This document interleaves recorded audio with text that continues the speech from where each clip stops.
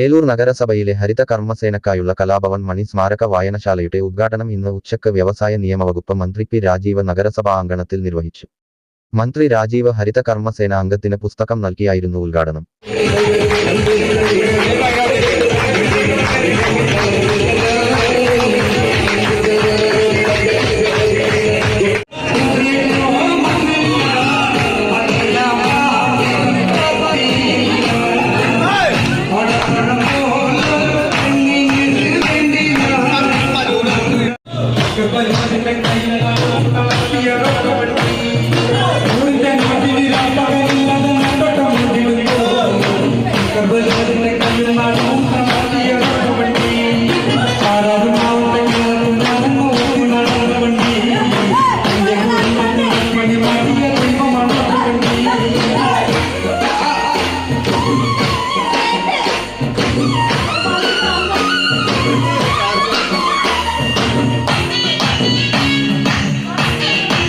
Chairman A D Sujil, കൗൺസിലർമാർ തുടങ്ങിയവർ പങ്കെടുത്തു.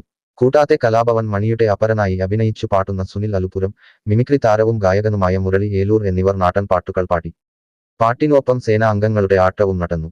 ഹരിത കർമ്മ സേന എല്ലാ ദിവസവും വീടുകളിലെ അജൈവമാലിന്യം ശേഖരണത്തിലൂടെ ലഭിക്കുന്ന പുസ്തകങ്ങൾ നഗരസഭ അങ്കണത്തിൽ ഉള്ള അലമാരിയിൽ സൂക്ഷിച്ചു വയ്ക്കും.